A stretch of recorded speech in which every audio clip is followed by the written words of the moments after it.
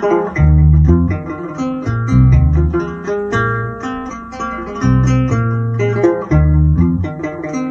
ወንድሜ ካርሎስ አሁን ኔትወርክ በስትክክል የሚሰማ ይመስለኛል። ዛኪ እንዴት ነህ? በስትክክል ይሰማል አይደለ? በደንብ ይሰማል። ወይ ትንሽ አሞኝም ነው ራሱ በቃ ፕሮግራሚን ራሱ ካንስል አለማድረግ ነው የገባሁት። እንዴት አለ ካርሎስ? አለው እግዚአብሔር የተመሰገነ ይሁን። እናንተ እንዴት ነህ? እንዴት አላችሁ እናንተ? እግዚአብሔር ይመስገን። ተወዳጆች እንግዲህ ይኸው እንደምታዩት ነጠላ ለብሶ ነው የመጣው ተወዳጅ ወንድማችን እጅግ በጣም አምሮበት ኦርቶዶክሳውያን እንደው አንድ ቻሌንጅ ይኸው እስኪ እንደው ፕሊዝ ሁላችሁም ሲን ቻሌንጅ ተቀላቀሉ። ይኸው እመኑኝ ልንገራችሁ የትኛውም ኦርቶዶክሳዊ እስቲ ነጠላ ይልበስ። እስቲ ነጠላ ለብሶ ደግሞ ማያምርበት ሰው ይኖር እኔ እቀጣለሁ። ሁላችሁም እስቲ ቻሌንጅ እንደው ዝም ብላችሁ እየለበሳችሁ ሲራቻችሁን ተመልከቱት። እንደው በጌታ ካርሎስ በጣም ያማረብህ እውነት እግዚአብሔር ያክብርልኝ ወንድሜ፣ በጣም አመሰግናለሁ። ኦኬ እሺ፣ ለተወሰኑ ደቂቃዎች ሰዎች ከላኩልህ አክሴፕት አታድርግ። ያው ምናልባት ተገባ ስለማያውቁት ችግር የለውም ካንስል አደርገዋለሁ። አንዱ ባለፈው እንግዲህ ደውለልኝ ያው እኛ ወጣቶች ቲክቶክ ላይ ያለነውን እንደዚህ በሃይማኖታችን እንድንጠነክር ምናምን ብዙ ረድታችኋል። በመጀመሪያ ሀሳቤን ስገልጽ የእናንተ አሁን በዚህ የላይቭ ትምህርታችሁ ብዙ ወጣቶችን ወደ ሃይማኖታቸው እንዲመለሱ ሃይማኖታቸው ላይ ጠንካራ እንዲሆኑ በጣም ትልቅ ሚና ተጫውታችኋል። እሱን ላመሰግን ወዳለሁ። በተጨማሪም ደግሞ እኔም ደውለ እንደዚህ ስትለኝ ማንም ሰው ነው እኔ እንደዚህ በማያገኝ ይብን ራሱ ሃይማኖት ራሱ ምንድን ብሎ እስከ መጠየቅ ነው። ኦርቶዶክስ ምናምን ብዙ ሰው አያውቀኝም ተከታዮቼ እና ምናልባት ዛሬ አንዳንድ ተከታዮቼ ያው ምናልባት ኦርቶዶክስ መሆኔ ምናምን በደንብ ሊረዱት ይችላሉ። እና ወጣቱ ወደ ሃይማኖቱ እንዲመለስ እንዲጠነክር የምታደርጉት ተሳትፎ በጣም ጥሩ ነው ወንድሜ፣ እግዚአብሔር ያክብርልኝ ልል እወዳለሁ። አንተም እንዳልከው አንዳንድ ጥያቄዎች ካሉ ኦርቶዶክስ ላይ ምናምን በላይ ነበረና አንዳንድ ጥያቄዎች የተወሰነችም አምጥቼ ያው ለመወያየትም እንዲመቸን ነበረና ወደ ጥያቄዎች ከመግባታቸው በፊት የምትለው ነገር ካለ ተጨማሪ ነገር ምናምን ካርሎስ? እኔ ሌላ ምንም የምለው ነገር የለም። በመጀመሪያ በኦርቶዶክስ ወንድማችን እና ስላገኘን አንተም ስለመጣ እጅግ በጣም አድርገን እናመሰግናለን። ማንም ሰው እዚህ ቲክታክ ላይ ምንም አይነት ኮንተንት ሊኖረው ይችላል። ነገር ግን የሆነ ታይም ላይ ምቹ በሆነ ሰዓት የቅድስት ቤተክርስቲያኑ ትምህርት ሌሎችም ሰዎች እንዲያውቁ ማድረግ የሁሉም ደግሞ ኦርቶዶክስ ግዴታ ነው። እናንተም ፈቃደኛ ሆነ የቲክቶክ ቤተሰቦችህም እግዚአብሔርን ቃል እንዲያዳምጡ ምክንያት ስለሆንክ እጅግ በጣም አድርገን እናመሰግናለን። በርታልን። እኔ ጋር ያላችሁ ኦርቶዶክሳውያን ሁላችሁ ወንድማችን ካርሎስን ፎሎ አድርጉት። የፎሎወር በእርግጥ ጥረት ኖሮበት አይደለም፣ ግን ያው ቤተሰብ ለመሆን ያክል ሁላችሁ ፎሎ አድርጉት። የመጀመሪያው ጥያቄ ምን መሰለህ አሉ አይደል? ያው ወጣት ተቆራርጦ ነበር ካርሎስ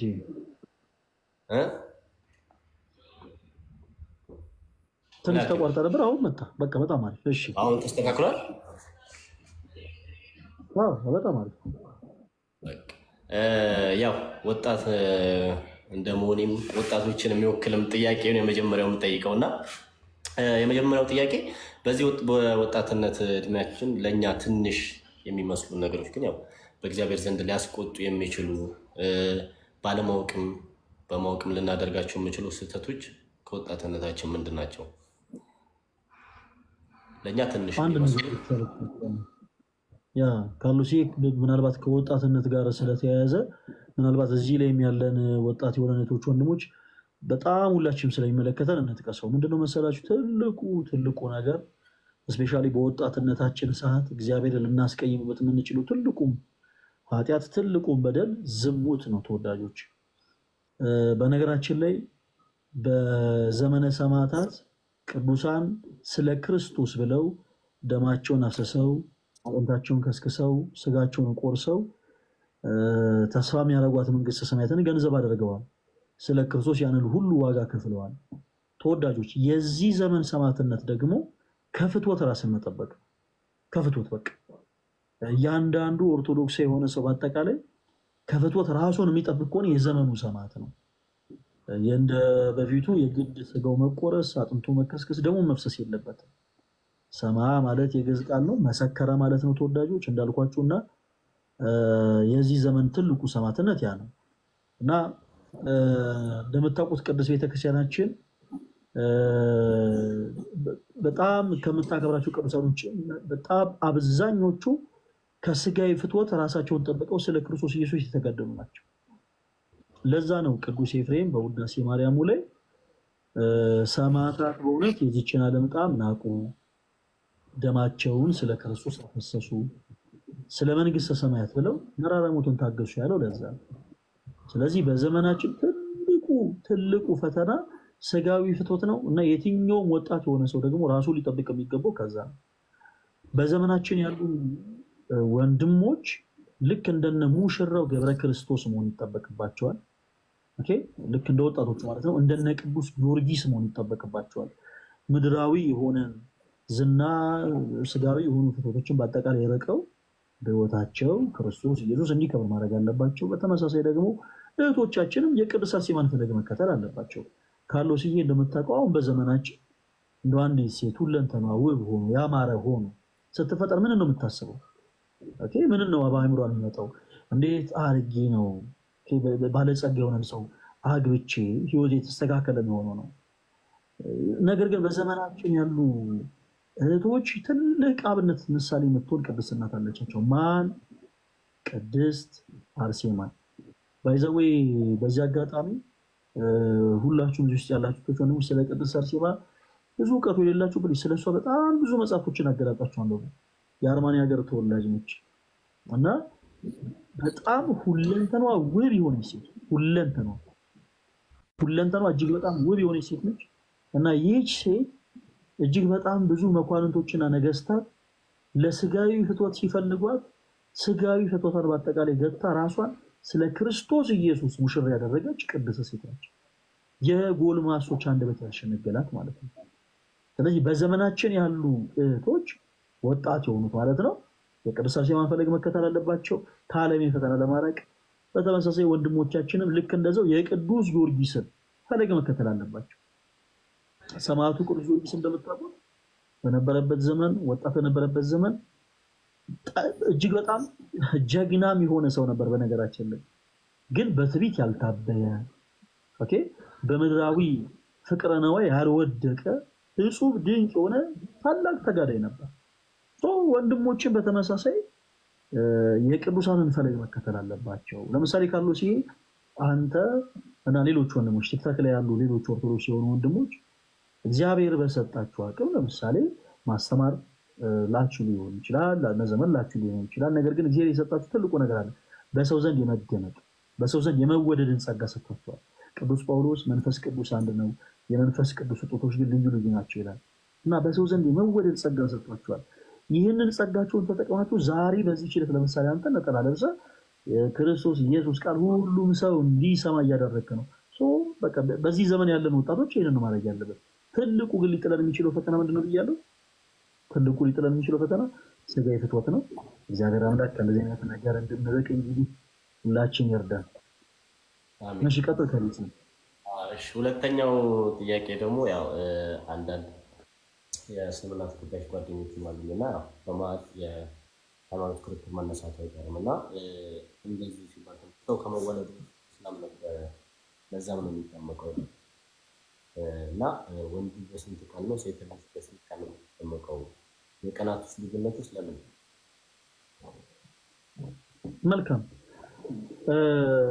አንዳንድ ጊዜ ምን አሉ መሰለ መጋቢ አዲስ ሸቱ በቤተክርስቲያናችን እጅግ በጣም የሚወዳቸው መምህር ናቸው። አንዱ ብዙ ነገር ያልማላሉና በቃ አረተው ማለት ቢሰለቻቸው ህልም አይከለከለም። በስተመጨረሻ ያሉት ነገር ያንን ነው።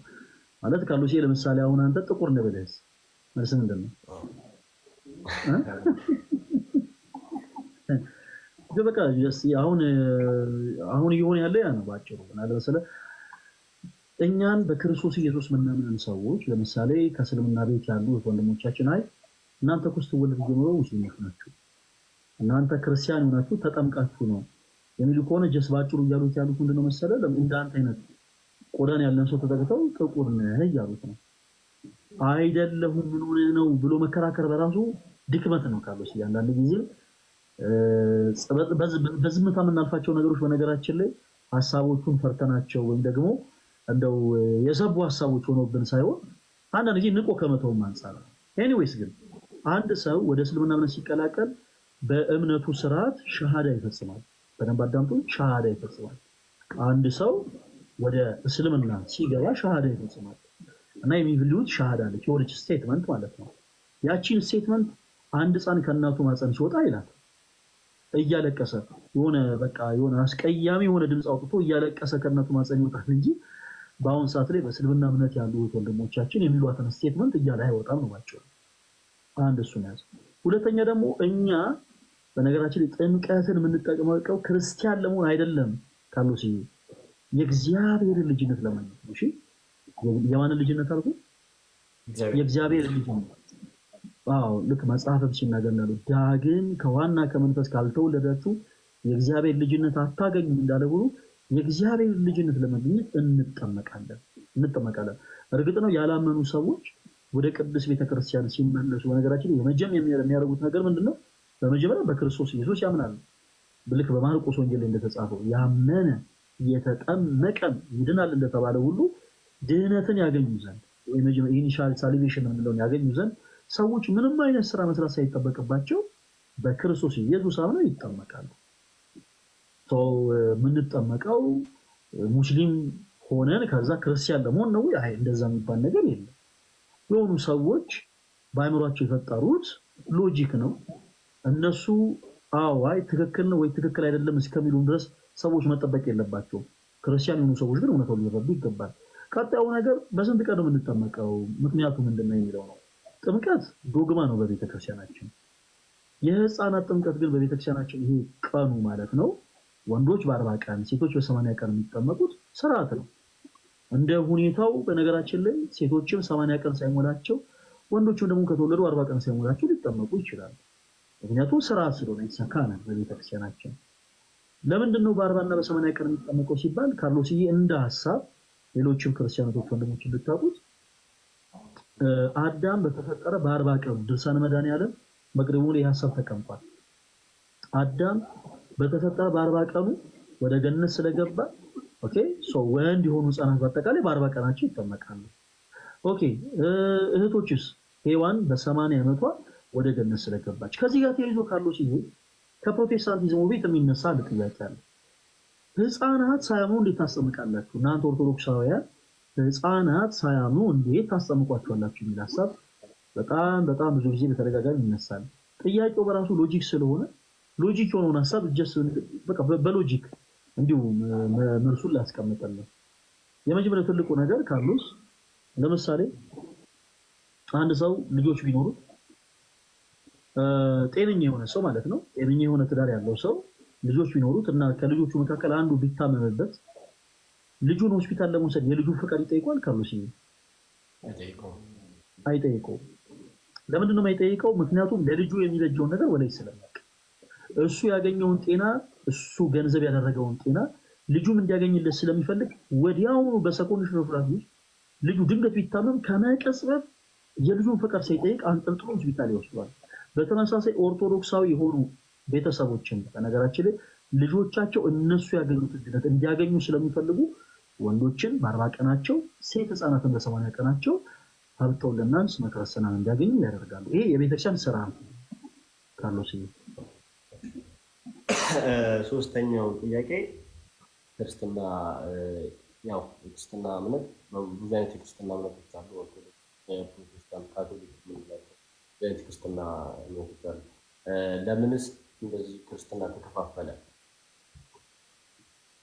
ተብሎ ተከፋፈለ? ከኦርቶዶክስ፣ ካቶሊክ፣ ፕሮቴስታንት ሌላም የኦርቶዶክስ የክርስትና እምነት እና ለምን ይስተካከል ልዩነታችን መልካም ስለሰጣችን መልካም። እንግዲህ ጌታችን መድኃኒታችን ኢየሱስ ክርስቶስ በማርቆስ ወንጌል ምዕራፍ 16 ላይ በፊልጶስ ቂሳሪያ ደቀ መዛሙርቱን ሰብስቦ አንድ ጥያቄ ጠይቋቸው ነበረ ካርሎስ። እሱም ደግሞ ምንድን ነበረ? ሰዎች እኔ ማን ይሉኛል የሚል ነበረ። እና ሐዋርያት ሰዎች ሲሉ የሰሙትን በአጠቃላይ ለጌታችን ለኢየሱስ ክርስቶስ ነገሩ። አንዳንዶች ኤልያስ ነህ፣ አንዳንዶች ዮሐንስ ነህ፣ አንዳንዶች ደግሞ ከነቢያት አንዱ ነህ እያሉ ይናገራሉ ብለው ለጌታ ለኢየሱስ ነገሩት። ጌታችን ኢየሱስ ከዛ በመቀጠል እነሱን ጠየቃቸው። እናንተስ ደግሞ እኔን ማን ትሉኛላችሁ አላቸው። የዚህን ጊዜ ሊቀ ሐዋርያት ቅዱስ ጴጥሮስ ከተቀመጠበት ብድግ ብሎ አንተ ውእቱ ክርስቶስ ወልደ እግዚአብሔር ሕያው አለ። አንተ ክርስቶስ የእግዚአብሔር የባህሪ ልጅ ነህ። ኦኬ ሰው ጌታችን ኢየሱስ ይህንን ነገር ከሰማ በኋላ ዝም አላለም። ጴጥሮስ ንዑድ ነህ ክቡር ነህ እስመ ዘኢከሰተ ለከ ዘሥጋ ወደም አለ አቡየ ዘበሰማያት። ይህንን ቃል የገለጸልን ስጋዊ ደማዊ መምህር አይደለም በሰማይ ያለ አባት እንጂ። ስለዚህ ጴጥሮስ ንዑድ ነህ ክቡር ነህ አለው። እሺ አንተ አለት ነህ፣ በአንተ አለትነት ላይ ቤተ ክርስቲያኔ ትታነጻለች። ወአናቀጸ ሲኦልን እየሄጀለዋ የገሃነም ደጆችም አይችሏትም ማለት ክርስቶስ የመሰረታት አንዲት ቤተክርስቲያን ናት ያለች። በደንብ አዳምጡላችሁ። ጌታችን መድኃኒታችን ኢየሱስ ክርስቶስ የመሰረታት አንዲት ቤተክርስቲያን ነች ያለች። ክብር ምስጋና ለአምላካችን ይሁን። ዛሬ እነ ማቴዎስ እነ ማርቆስ እነ ሉቃስ እነ ዮሐንስ እነ ጴጥሮስ እነ ጳውሎስ ዳግም ቢመጡ እንኳን የሚሳለሟት ቤተክርስቲያን ያለችን ነው። ሌሎቹ ለምንድን ነው በክርስቶስ ኢየሱስ ስም ኢየሱስ በሚለው ስም ይህን ያክል ልዩነት ፈጥረው ያሉት ከተባለ ባጭሩ ካሉሲ መረዳት ያለብን ቀዳሚ ሆነው ለኛም ለማወቅ የሚጠቅመን ቀዳሚ ሆነው ነገር ምንድነው? ሰው ሰራሽ ትምህርት እንበልና ለምሳሌ ፕሮቴስታንቲዝም እንዴት ተፈጠረ ስንል ፕሮቴስታንቲዝምን የፈጠረው ክርስቶስ አይደለም። የኛ የቅድስት ቤተክርስቲያናችን መስራች ክርስቶስ ነው። የፕሮቴስታንቲዝም መስራች ግን ግለሰብ ነው። ማን ነው? እሱ ሉተር ነው። የካልቪን ትምህርትን የሚከተሉ ሰዎች አሉ። የትምህርታቸው መስራች ካልቪን። ሰው ሰራሽ ትምህርቶች ሰዎች ከእውነተኛው መንገድ ፈቀቅ ብለው ሰው ሰራሽ ትምህርትን ገንዘብ እንዲያደርጉ አድርጓቸዋል። ለዛም ነው በነገራችን ላይ ቅድስት ቤተክርስቲያናችን የክርስቶስ ኢየሱስን ወንጌል በአደባባይ በተለያዩ ጊዜያት የምንሰብከው ለዛም ጭምር ነው። በአደባባይ የምናከብራቸው በዓላቶችን ከተመለከት በመስቀል፣ በጥምቀት፣ በደብረ ታቦር በተለያዩ በዓላቶቻችን ላይ ቅድስት ቤተክርስቲያናችን የክርስቶስ ኢየሱስን ወንጌል በሁሉም ቦታ ተሰብካለች። ለምንድን ነው የምትሰብከው? ምክንያቱም እነዛ ሰዎች ልባቸው እውነተኛውን ጌታ ኢየሱስ ክርስቶስን እንደሚሻ ታምናለች። ነገር ግን ክርስቶስን እንዳላገኙ ስለምታውቅ ቅድስት ቤተክርስቲያናችን እነዚህን ሁሉ ሰዎች ወደ እውነተኛው መንገድ ክርስቶስ ወደ መሰረታት ቅድስት ቤተክርስቲያን እንዲመለሱ ቤተክርስቲያናችን ዛሬም ታስተምራለች። ለምን ነው እንዲህ አይነት ሎጂክ የተፈጠረው? በሰው ሰራሽ ትምህርት ነው ካሉት እንደዛ ብለን እንያዘው። አራተኛ እሺ ያው ይሄኛው ካንዴ ይሉኝ ቤተ እምነት ወይ ቤተክርስቲያን ስትመሰረት የመጀመሪያው ነገር እዛ ቦታ ላይ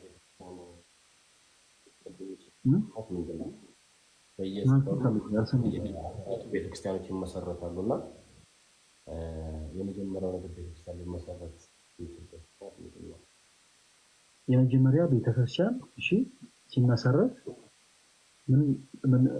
ምንድነው ነው አንድ ቦታ ቤተክርስቲያንን ለመመስረት ሪዝኑ እዛ ቦታ ቤተክርስቲያን አሁን ለምሳሌ እኛ ሰፈር መድኃኔዓለም ቤተክርስቲያን አለና እሺ ይህ ቤተክርስቲያን መጀመሪያ ላይ እዛ ቤተክርስቲያን እንዴት ሊመሰረት ይቻለ?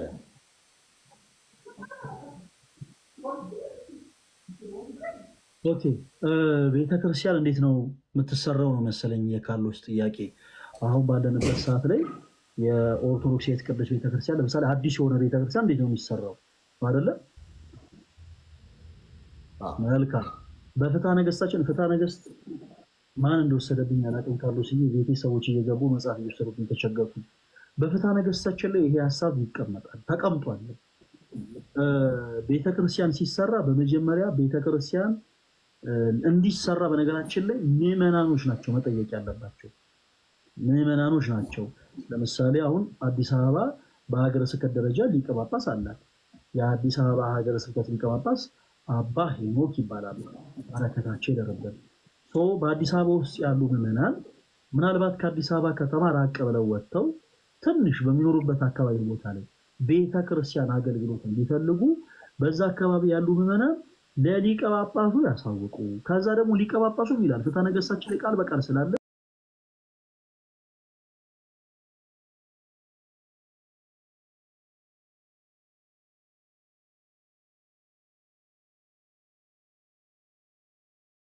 ላይ ሀገራችን እጅግ በጣም ከባባድ የተባሉ የጦርነት ውጊያዎች በጣም ያሳለፈች ሀገር ከሆነ የተነሳ ኦርቶዶክስ ቅዱስ ቤተክርስቲያን በጣም ብዙ ዋጋ ከፍላለች። በጣም ብዙ አብያተ ክርስቲያናት ተቃጥለዋል። በጣም ብዙ ንዋያተ ቅድሳት ተቀብረዋል። ከዚህ አንፃር በቤተክርስቲያናችን ቦታው ገና ሳይባረክ ታቦታት ከብረው ይገኙና ከዛ በኋላ ብፁዓን ሊቃነ ጳጳሳት ተገኝተው ህንጻ ቤተክርስቲያኑ ከተሰራ በኋላ ይመረቃሉ። ነገር ግን ትክክለኛ ቤተክርስቲያን አሰራር በመጀመሪያ ምዕመናን ለሊቀ ጳጳሱ ቤተክርስቲያን እንዲሰራ እንደሚፈልጉ ያሳውቁ ይላል። ሊቀ ጳጳሱም ቤተክርስቲያን እንዲሰራ በፈለጉበት ቦታው ላይ ያንን ቦታ ማለት ነው ይባርከው ይላል። ኦኬ ሊቀ ጳጳሱ ቢሾፑ ማለት ነው ቦታውን ይባርከው። በዛም ቦታ ላይ ህንጻ ቤተክርስቲያኑ ከተሰራ በኋላ ብፁዓን ሊቃነ ጳጳሳት ተገኝተው ያንን ቤተክርስቲያን የተቀደሰ ስፍራ እንዲሆን ያደርጉታል። በቅባ ቢሆን ያከብሩታል። በውስጡ ያሉ ንዋያትን በአጠቃላይ በቅባ ቢሆን ያከብሯቸዋል። እነዛም ንዋያት በአጠቃላይ ከዛ በኋላ ንዋያት ሳይሆን ስማቸው ንዋያተ ቅዱሳት ይባላሉ ማለት ነው። ስለዚህ አዲስ ቤተክርስቲያን ሲሰራ ሁልጊዜ በፍትሐ ነገሥታችን የተቀመጠው ትክክለኛ ስርዓት ይሄ ነው። በመጀመሪያ ምዕመናን ለሊቀ ጳጳሱ ህንጻ ቤተክርስቲያን እንዲሰራላቸው መጠየቅ አለባቸው። ከዛ በኋላ ያ ሊቀ ጳጳስ እዛ ቦታ ላይ ተገኝቶ ቦታውን መባረክ አለበት። ከባረከ በኋላ ህንጻ ቤተክርስቲያኑ ይሰራል። ህንጻ ቤተክርስቲያኑ ከተጠናቀቀ በኋላ ቅባ ሜሮን ይቀባል። ለምንድን? ምክንያቱም ህንጻ ቤተክርስቲያን ሲሰራ ማስተዋወስ ያለብን ነገር ተወዳጆች፣ በዚህ አጋጣሚ ሁሉም ሰው ህንጻው ቤተክርስቲያን ሲሰራ እያንዳንዱ ቦታ ይረግጠዋል፣ ጫማ ሳይወለቅ ማለት ነው። በቅባ ሜሮን ሳይከብር በፊት ሁሉም አናጺው፣ ግንበኛው፣ ሁሉም ሰው እዛ ቦታ ላይ የሥራ ድርሻውን እስከሚወጣ ድረስ ሁሉም ቦታውን ይረግጣል። ከዛ በኋላ ግን በመቅደሱ ካህናት ብቻ የሚረግጡት ቦታ አለ፣ ዲያቆናት ብቻ የሚረግጡት ቦታ አለ፣ ምዕመናን ብቻ የሚረግጡት ቦታ አለ። ያ ቦታ የተቀደሰ ስፍራ ይሆን ዘንድ ሊቀ ጳጳሱ በቅባ ሜሮን ያከብረዋል ማለት ነው። ስለዚህ ቤተክርስቲያን ሲሰራ በእኛ ቅድስት ቤተክርስቲያን ስርዓት ቅደም ተከተሉ እንዲህ ባለ መልኩ በፍትሐ ነገሥታችን ላይ ተቀምጧል። ምናልባት ፍትሐ ነገሥት መጽሐፉ ያላችሁ ወንድሞች የመጀመሪያውን ገጽ ገና ስትገልጡት እንዴት ቤተክርስቲያን እንደሚሰራ ነው የሚናገረው። ሌላ ብዙ ገጽ ነው ያይጠበቅባችሁ። የፍትሐ ነገሥታችንን የመጀመሪያውን ገጽ እንደገለጣችሁ በመጀመሪያ የሚናገረው ቤተክርስቲያን እንዴት ነው የሚተከለው፣ ቤተክርስቲያን እንዴት ነው የሚሰራው የሚለውን ሐሳብ እዛ ላይ ያብራራል። ሞር ገብታችሁ እንድታዩት ሪኮመንድ አደርጋለሁ። እነዚህ ናቸው አራት ጥያቄዎች ያዝኩት። ፈለገኝ እግዚአብሔር ያክብርልኝ። ጥሩና ሰፊ ምላሽ ነው ያገኘሁት። እንግዲህ አሁን የጋሞ ተከታተሉ ሰው ትልቅ ትምህርት እንዳገኙ ተስፋ አደርጋለሁ። እነዚህ ናቸው ጥያቄዎች። ምናልባት አንዳንድ ግርታ ምናምን ከዚህ በኋላ አስፈጥሩኝ በዚህ ነው ይሄ ትምህርታችን እየጠነከረ ነው እንጂ እየላላ ስለማይሄድ ብዙ ኦርቶዶክሳውያን ግድ ያላቸውን ጥያቄዎች ሰፊ ምላሽ የሚያገኙበት ላይቭ ነው ብዬ አስባለሁ። እነዚህ ናቸው እንግዲህ ጥያቄዎች። ካርሎስ በጣም የምናመሰግነው መተሰለጠት እናመሰግናለን። በርታለን። ደግሞ እንድትጠፋ አንፈልግም። በደንብ እየመጣ እኔ ጋር ያላችሁ ሁላችሁ እንግዲህ ካርሎስን በደንብ ፎሎ አድርጉ ይያለው። ለምን እኛ ፋሚሊዎች ፎሎ ካደረጉ በቃ የትም አትጠፋም። ሁሉም በደንብ እንድትመጣ ያደርጋሉና አንተም ብቅ በል እንዳትጠፋ ምናምን እና ተወዳጅ ወንድማችን ካርሎስ እሺ ከመውጣት በፊት እኔ ደግሞ ትንሽ ወንድማዊ የሆኑ ሀሳቦችን ላንሳ። ጾም እየጾምክ ነው? እየጾምክ ነው። ኦኬ መልካም፣ በርታለን። በጸሎት አስበን እሺ እንዴት ነው የነሳሁት? የነሳሁት እንግዲህ ያው ባለፈው ዕለት አንድ ወዳጅ ብሎኛል ንስሐ ግባ ምናምን ብሎኛል። ያው እንግዲህ ንስሐ በዚህ ቀን ነው ብዬ መግባት ባልችልም በዚህ ዓመት ውስጥ እግዚአብሔር እንደፈቀደ እግዚአብሔር በፈቀደው ቀን ንስሐ ገባለሁ ብያለሁ። ያው እንደሱ ፍቃድ መልካም። የመጀመሪያ ጥያቄ ያው ወጣትነትን የተመረኮዘ ስለሆነ ወጣትነትን ብዙ የሚያሳስቱ ነገሮች አሉ። እኛ ብንቆጠብ ብዙ አይነት የሚያሳስቱ ነገሮች አሉ እና ከእነሱም ብንርቅ እነሱ የሚመጡብን ነገሮች አሉ። ለዛም ነው አሁን ላይ ትንሽ ነገሮች አስተካክዬ ያው እግዚአብሔር የተመሰገነ ይሁን እኔ ራሴንም ለመቆለብ ሳይሆን እንደዚህ ብዙ በወጣትነት ስህተቶችን እሰራለሁ ብዬ የማስብ ሰው አይደለሁም። እግዚአብሔር የተመሰገነ ይሁን በዚህ ብርታቱን ሰጥቶኛል። ብዙም በቀሎት የሚያውቁ ሰዎች አሉ ምን ያህል አምላኬ ጋር ቅርበት እንዳለኝ ሲከፋኝም ስቅም እንደማመሰግን ብዙ መስካሪ ወዳጆች አሉ እና እግዚአብሔር የተመሰገነ ይሁን። እንደናንተም ባይሆን በሃይማኖት የሆነ በትንሹ ጠንካራ ነው። ያው ከዚህም በላይ ደግሞ እግዚአብሔር ተጨምሮበት ደግሞ ይበልጥ እንደናንተ ይበልጥ አጠናክሮኝ አንድ ቀን እኔም የእሱን ትምህርት እንድሰጥ እንደሚያደርገኝ ተስፋ አደርጋለሁ። ይሄ ነው ፈለገ ካርሎስ ይበልጣልን። እንደ እግዚአብሔር መልካም ፈቃድ ደግሞ እሺ ሌሎች ወንድሞችን ደግሞ ድል እንሰጥና ድጋሚ አንተን ከእንደገና ላይቭ ላይ እንጋብዛለን፣ እንገናኛለን። ነገር ግን አሁን ሳትወጣ በፊት ሁለት ነገሮችን አስቸግራለሁ። አንድ ነገር አስቸግራለሁ። ከማስቸገሬ በፊት ከጆሲ ጋር ሰላም እንድትባባሉ እድል ልስጥ። እኔ ብቻ እያወራሁ ነበር ነው ጆሲ እንዴት ነህ? ካርሎስ እንዴት ነህ? ሰላም ይብዛ ወንድማችን። ሰላም ይብዛ እንዴት ነህ? ሰላም አለን። ፈልይ ተገናኝተናል ከአንተ ጋር ቀጥሉ። እየሰማሁ ነው። እሺ አይ ምን ላደርግ ነው መሰለህ ካርሎስ ዛሬ ነጠላ ለብሶ በጣም አምሮበት ነው የመጣውና ምን እናድርግ አንድ ጌም እናጫወተውና ካርሎስን ካሸነፍ ነው መዝሙር እናዘምረዋለን። ሁለታችሁንም ካሸነፋችሁ አዘምራችኋለሁ። ጆሲንም ካርሎስንም እናዘምራችኋለን። ተወዳጆች አንድ ብቻ ምንም ቤስ ኦፍ 3 ምናምን አይደለም። አንድ ጨዋታ ነው የምንጫወተው። ጆሲ እንዳበቀበጥ እኔም ካሸነፍኳችሁ ሁለታችሁንም ነው የማዘምረው ማለት ነው።